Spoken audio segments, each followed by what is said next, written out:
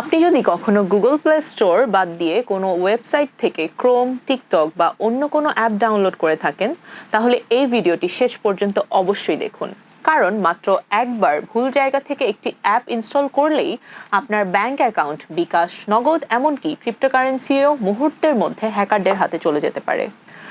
আর সবচেয়ে ভয়ের বিষয় হলো আপনি বুঝতেই পারবেন না কখন আপনার ফোনটি হ্যাক হয়ে গেছে।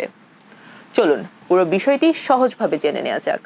বর্তমানে সাইবার অপরাধীরা অ্যান্ড্রয়েড ব্যবহারকারীদের টার্গেট করে নতুন একটি ব্যাংকিং ট্রোজান ম্যালওয়্যার ছড়াচ্ছে।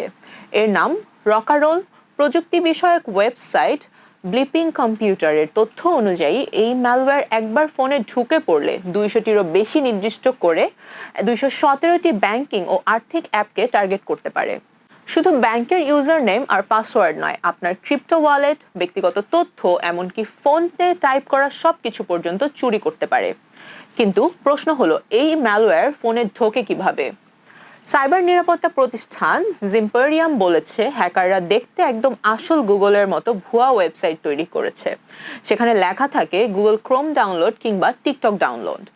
অনেকেই গুগলে সার্চ করে বা ফেসবুকের কোনো লিঙ্ক ক্লিক করে ওইসব ওয়েবসাইটে ঢুকে পড়ে। এরপর শুরু হয় আসল ফাঁদ।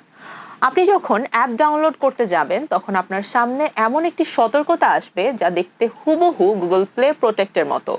বেশিরভাগ মানুষই ভাবেন এটি গুগলের আসল নিরাপত্তা বার্তা, তাই কোনো কিছু না বুঝেই অ্যালাউ বা ইনস্টলে চাপ দিয়ে দেন। আর ঠিক সেই মুহূর্তেই আপনার ফোনে ঢুকে পড়ে রকারোলা ম্যালওয়্যার।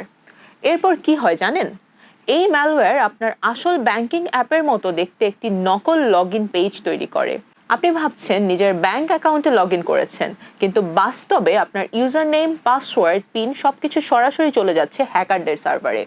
এতেই শেষ নয়, এই ম্যালওয়্যার আপনার ফোনের লক স্ক্রিনের তথ্য, কন্ট্যাক্ট লিস্ট, এমনকি ফোনে আপনি কি টাইপ করছেন সেটাও কি লগের মাধ্যমে রেকর্ড করতে পারে।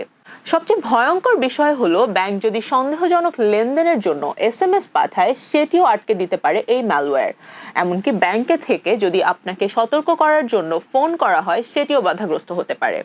ফলে আপনি কিছু বুঝে ওঠার আগেই আপনার অ্যাকাউন্ট খালি হয়ে যেতে পারে। তাহলে নিরাপদ কিভাবে থাকবেন? প্রথম এবং সবচেয়ে গুরুত্বপূর্ণ নিয়ম, কখনোই গুগল প্লে স্টোর বা স্যামসাং গ্যালাক্সি স্টোর ছাড়া কোনো ওয়েবসাইট থেকে অ্যাপ ডাউনলোড করবেন না। এছাড়া কয়েকটি বিষয় সবসময় মনে রাখতে হবে।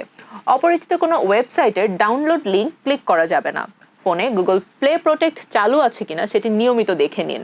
কোনো সন্দেহজনক পপ আপ বা নিরাপত্তা সতর্কবার্তা দেখলে যাচাই না করে কখনো অনুমতি দেবেন না।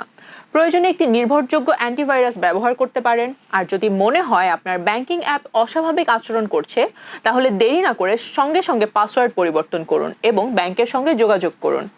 সবশেষে একটাই কথা, এখনকার হ্যাকাররা আর আগের মতো শুধু ভাইরাস ছড়ায় না, তারা মানুষের বিশ্বাসকে টার্গেট করে। তাই ছোট্ট একটি ভুল, যেমন ভুল জায়গা থেকে আপনার একটি অ্যাপ ডাউনলোড করা, আপনার বহু বছরের সঞ্চয়, ব্যক্তিগত তথ্য এবং ডিজিটাল সম্পদকে মুহূর্তেই ঝুঁকির মুখে ফেলতে পারে।